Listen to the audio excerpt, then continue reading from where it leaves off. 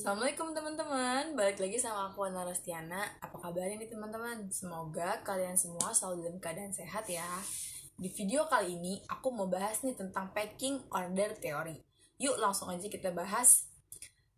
Di sini ada yang tahu nggak packing order theory itu apa?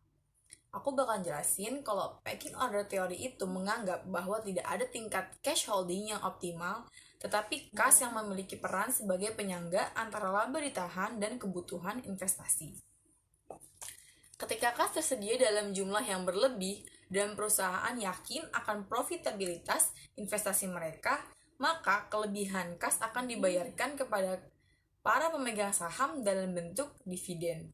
Hal tersebut dijelaskan dari Mears dan Majluf tahun 1984. Dan menurut Kwon et al. Tahun 2000 dengan ringkas mengikhtisarkan teori packing order sebagai berikut. Yang pertama, perusahaan menerapkan kebijakan dividen untuk kesempatan investasi. Dan yang kedua, perusahaan lebih suka mendanai kesempatan investasi dengan dana yang sepenuhnya dari dalam dulu nih. Lalu modal keuangan eksternal akan dicari. Yang ketiga, saat pendanaan eksternal dibutuhkan, perusahaan akan pertama memilih menerbitkan sekuritas uang, menerbitkan sekuritas jenis modal yang akan dilakukan terakhir.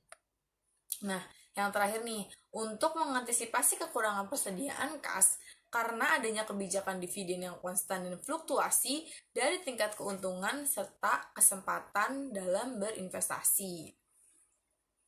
Berdasarkan teori ini, ketika perusahaan membutuhkan dana untuk keperluan pembiayaan investasi, seharusnya perusahaan membiayai kesempatan investasi dengan dana internal terlebih dahulu. Dan jika keperluan investasi tidak bisa didapat dari pendanaan internal, maka perusahaan akan menggunakan pendekatan eksternal dari utang sebagai sumber pendanaan kedua dan ekuitas sebagai sumber pendanaan terakhir. Nah, teori packing order menjadi salah satu teori yang memiliki keterkaitan dengan variabel dependent, yaitu cash holding di dalam penelitian ini. Karena packing order teori menjelaskan faktor penentu dalam menahan kas yang berkesimpulan bahwa tidak ada tingkat kas yang optimal, melainkan kas berperan sebagai penyangga laba ditahan dan untuk kebutuhan dalam berinvestasi. Selanjutnya, perusahaan yang memiliki kelebihan kas dan yakin akan profit dari investasi mereka, maka mereka akan membagikan kas tersebut pada pemegang saham dalam bentuk dividen. Teori packing order juga memiliki keterkaitan pada variabel independen yaitu cash flow. Perusahaan lebih menyukai pendanaan internal dibandingkan pendanaan eksternal. Perusahaan yang mengalami peningkatan cash flow cenderung untuk menahan pendapatan mereka guna untuk mendanai investasi atau dimanfaatkan ketika terjadi financial distress.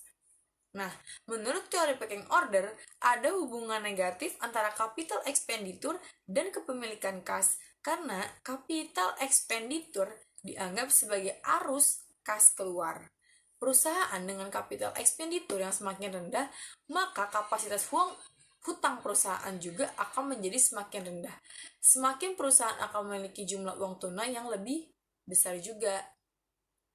Nah, cukup sekian nih untuk penjelasan materi packing order teori. Kurang lebihnya mohon maaf, semoga ilmunya bermanfaat buat teman-teman.